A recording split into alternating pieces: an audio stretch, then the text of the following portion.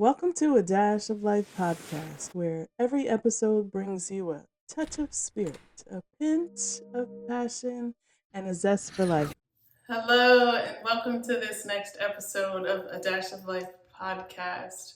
I thank you for joining me. I thank you for your continued support and certainly appreciate you tuning in wherever it is, whether it is on a podcast outlet or if it's on YouTube.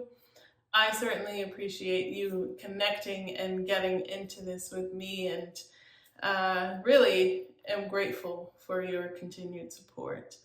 But today's episode is going to be about getting out of the mundane.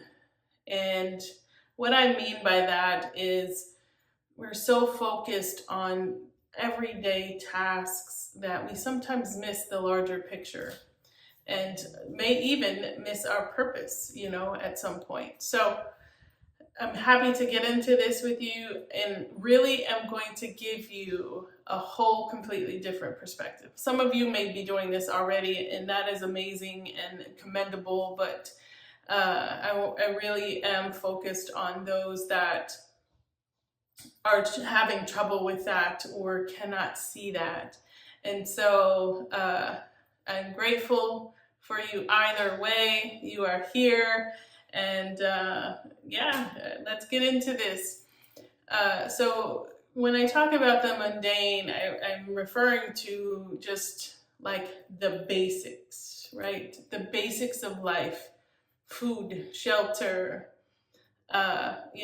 work, job, money, And I think that a lot of times we are amiss because our focus is so much on that we are not focusing on our relationship with God.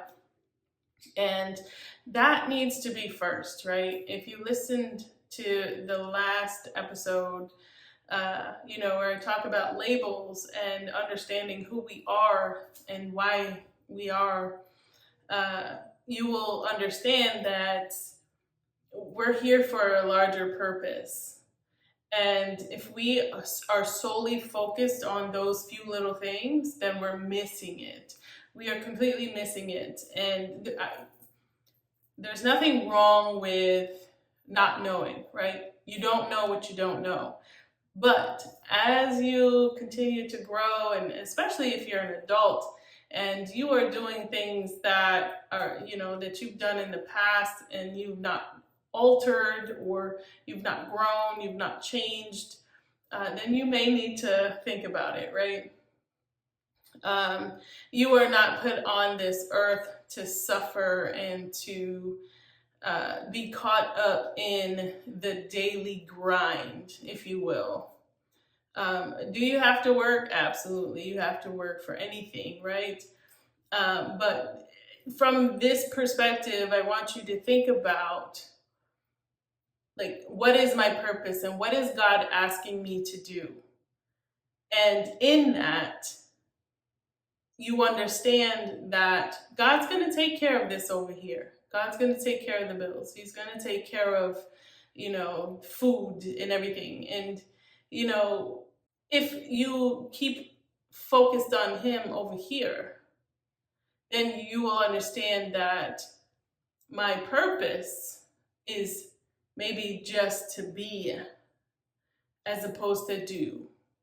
And I'll get into that a little bit more in depth, but I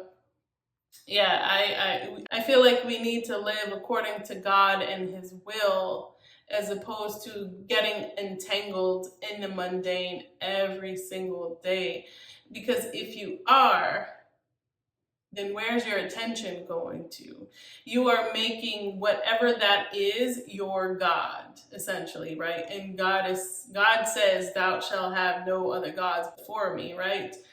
And so when your main focus is that, then your attention is off of Him. And yes, Shalon, yes, well, that can be difficult, absolutely. Because if you don't know where you're going, where your next meal is, then, you're going to stress about it, right? Right. So I want you to think about focusing more on God as opposed to where that money is coming from. How are you going to pay the rent? How are you going to pay your mortgage? How are you going to pay your bills? How are you going to have a next meal? Focus on God. God is Jehovah Jireh. He is our provider. He will provide. And if he can provide for the birds and, for the sparrows and all these other animals, they don't go to work. Do they have to hunt? Maybe so, but they don't go to work and they still eat, right?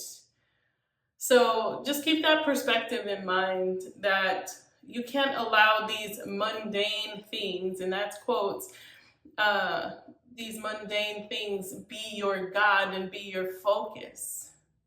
You are running amiss if that is it. You are not put on this earth to just work a job, Monday through Friday, 6-7 days a week. That's not what God intended. So there may be an opportunity there to create that relationship with him and have those discussions with him about God. What is your call for my life? Where am I supposed to serve? And when you do that, he takes care of all this. Our lives are not, as I mentioned before, our lives are not coincidental. They are purposeful and orchestrated, divinely orchestrated for you and how you're here and showing up to the world. So keep that in mind as we move through this. Think about that. Do you and have you had that conversation with God?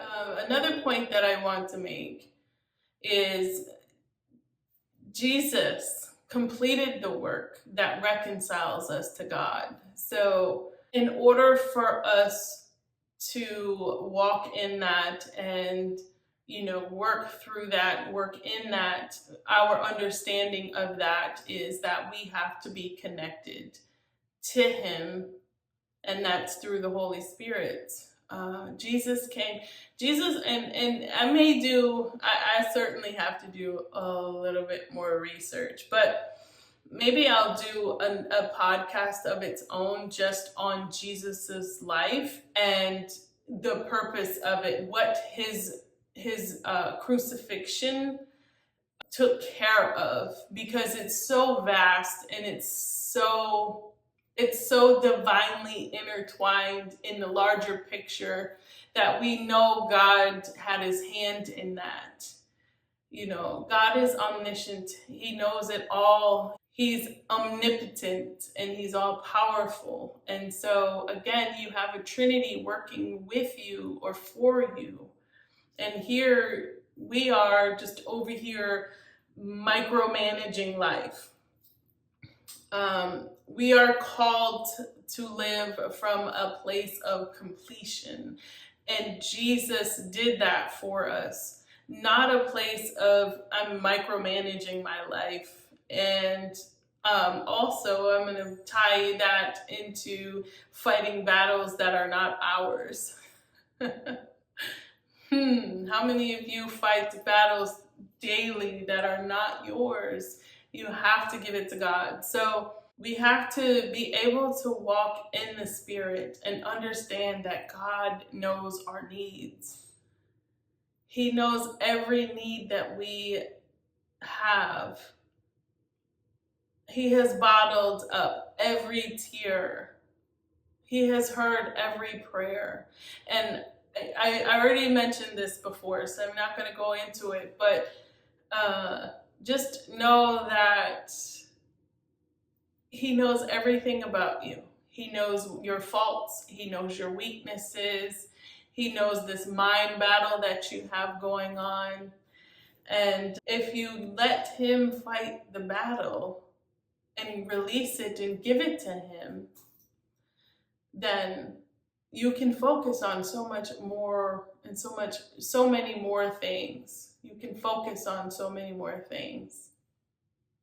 And as I continue to do this, I feel like if we're doing all this micromanaging, then we are saying, God, I don't trust you, right? That to me is a form of mistrust, because either one, we're outside of our comfort zone, or we can't see what's coming. And so we're going to insert our own little micromanaging self to try to figure that out, to keep from. Whereas instead of leaving it to God and letting God address it and take care of it, we are interrupting probably some sort of process that he's been working on, and some sort of path that he has been building. So that's another perspective there, is to think about that. Are you micromanaging your everyday life as opposed to letting God take it and provide for you? That requires surrender, period.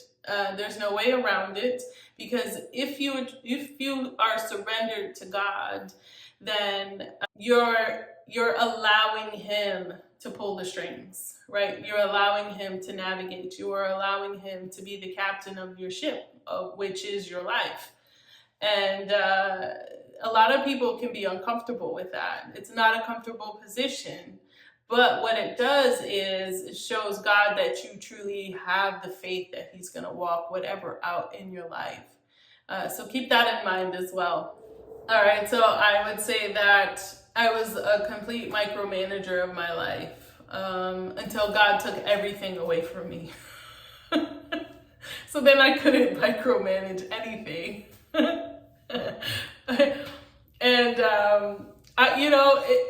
for me, it was a comfort thing, because here I am, single parent, and I'm referring to the last, I would say at least the last 6 years, 7 years, maybe 8 years of my life. Here I am, just doing what, to my earlier point, was doing what I needed to make sure my bills were paid, right? And so when I stopped working, that comfort level was gone. It was completely gone. I was stepping into dark waters and had no idea what was underneath me. And, so by the end of, I would say, by the end of like September, October of last year, everything that I had attached to, God took it away. And even my identity as a nurse, right? And so as opposed to allowing him to work out the plan for my life, I'm over here inserting where I can, just a fail safe, if you will.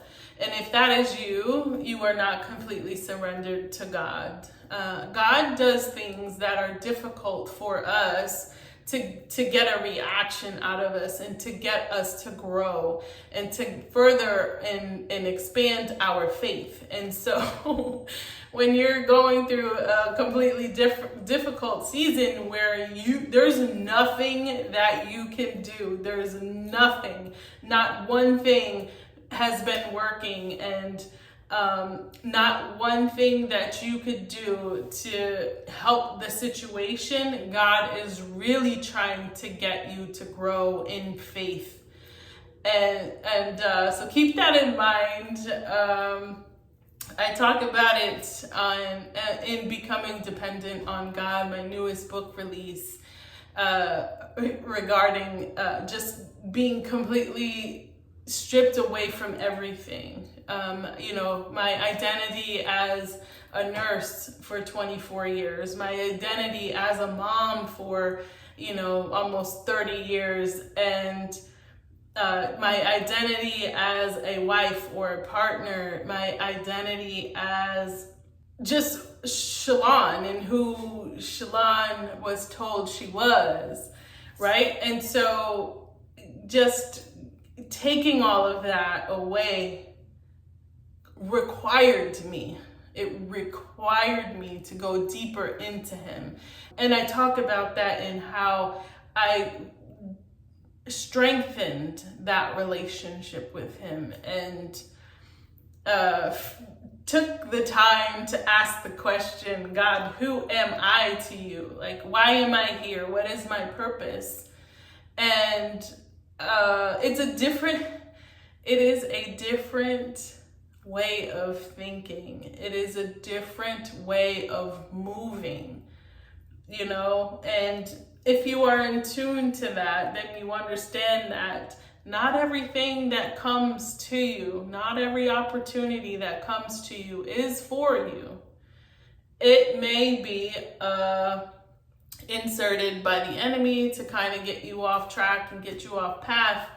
And so you have to stay connected to God so that you know where you're going to step. And sometimes he doesn't even say anything, And as our shepherd, he is our shepherd.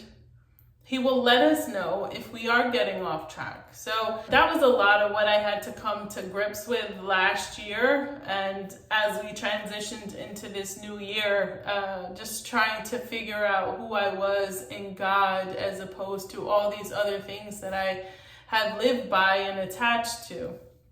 Well, what happens when all those things are gone? And I talk about labels and how in the last episode, how we attach all these things to us, but essentially we are children of God, right? And being a child of God, how do you know what your Father wants if you are not connected to him and having those conversations? So think about that. You have to not micromanage your life. You have to give it to him. You have to trust that he is going to provide, and you have to cast your cares on him and know that he's going to take care of it. Now, does that mean we always get what we want? Not necessarily, because we have to understand that this is a larger picture, and in the grand scheme of things, something that we may want, God may see something else in that may deter you and that may prevent you from living out your fullest life in him. And so that's where that trust comes in, we have to trust that his plan and everything that we are going through is for our greater good.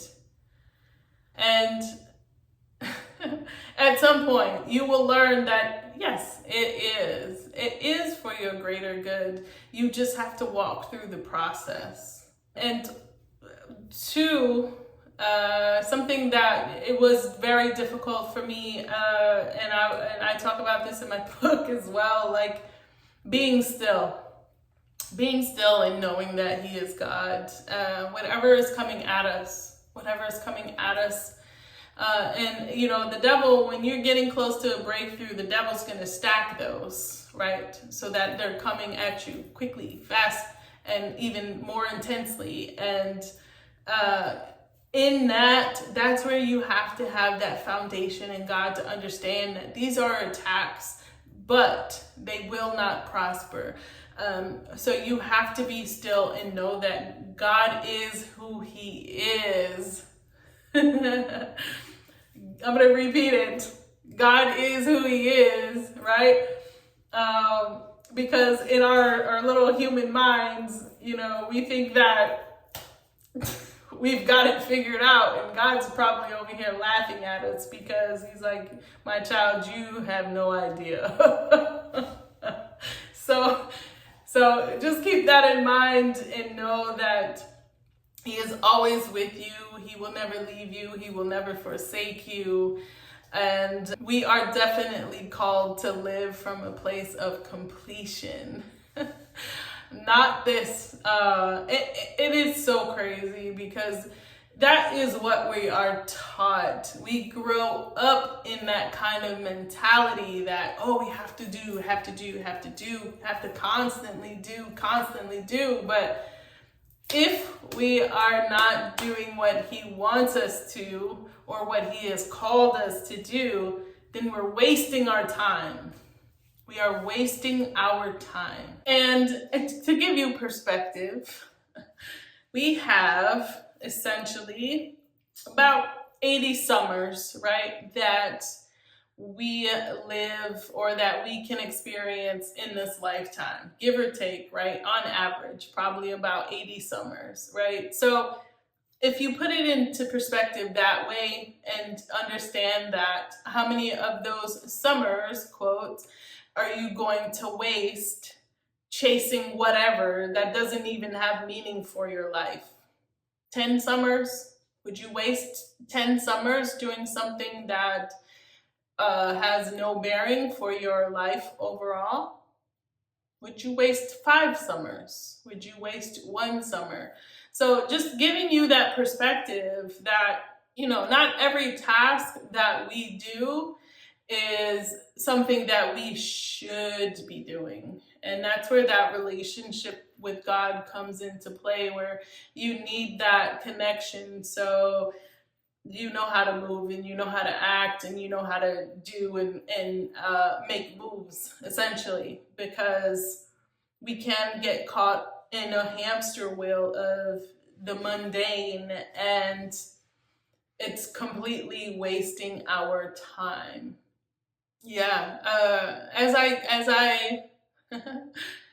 I continue to grow deeper into this relationship with God and understanding it, it just it boggles my mind. I am in awe of how misled we are when it comes to figuring out what it is that we want to do with our lives, our adult lives. And we are groomed, if you will, to follow what society is telling us, and most of that is, well, try this out, see if you like it. If you don't like this, what do you excel at, etc. As opposed to, and I get it, school is not going to tell you consult God with what His plan is for your life, right? So I think for, like, if we have children and parents, we have to let our children know, like, you consult God with why you are here. We have to change that dynamic and that rhetoric to put the focus on God and developing that relationship, so that we do know when we get to, I mean, this doesn't even have to be an adult thing, right? God can use anyone. And we have some amazing children who are followers of Jesus Christ and who have an understanding of some of that larger picture. Now, are they completely grown? No, but they can have an impact as well. And so if you have a child that is called to do something at a younger age, embrace that. Don't discourage them because of what you feel like they would look like from a parental perspective. Encourage that out of them. God may be calling. There's a reason why they have that desire within them at such a young age. So anyway, yes, we have to get back to, when we're rearing our children, to have them develop that relationship very young, right? Really young as possible, right? And keep them covered, because we all know the enemy wants to get them younger and younger and younger. He doesn't care about age. He doesn't care anything about you. And if you are serving the enemy's, and this is Satan's agenda, right? If you are serving Satan's agenda, he cares nothing about you. All he cares about is what he can take from God. However, does he really take it? No, because he's already defeated. That's another conversation. But yeah, when we have teenagers, you have to ask God and you have to be connected to God to say, God, what is your plan for my life? I don't think we do that consistently across the board. There may be some, there's always some, right? That have it figured out. But I would say the majority of us do not, because we didn't grow up in that fashion. It was, finish high school, whatever it is that you like to do that. Go to college, which, that's another rat race, if you will, and go to college. And I'm not knocking it. I have 3 degrees. I am not knocking it. But what I'm saying is, some of that might be misappropriated, and we don't completely, fully walk into our purpose because of the rhetoric that we are told during high school, middle school, go to college. That might not be your calling. So definitely have to have those conversations. And so I think I'm coming up on time, but the point of this whole discussion is to ask yourself, are you caught up in the mundane, the every day is your mental space and your mental thoughts daily? Are they caught up in the mundane? And that is, are my bills paid? Um, where's the next money coming from? How can I keep hustling to do this? And I'm not saying you don't have to work. You have to do work. God's not going to hand you anything. You have to work for it. But what I am saying is that your focus needs to be on Him first. Seek ye first the kingdom of God, and all things will be handed unto you. With that, that's where you have to understand that your focus should be on God, and He's going to provide the rest. God will tell you what job you need to go to. God will tell you, when you need to accept an assignment. God will tell you what car to get, what house to get, but you have to be connected to Him, and you have to abide in Him, and with that understanding that He's going to provide it. So I said quite a bit, and I feel like it's a very uncomfortable conversation, because historically we're just taught, like, you go do this, you go do that, and then you get this financial stability. But what happens when that financial stability goes away? Then what? So you have to stay focused and be focused and create and have that relationship with God and Jesus, so that you can stay grounded when these comfort things go away. And the emphasis is no longer on that. You have to pivot and figure out something different. So I hope that this really resonates with you, this conversation. I am grateful that you have stayed and listened thus far. Certainly always am up for conversation. Check me out, ShalonLazelle.com. I have several books that are out. I have published independently 6 books.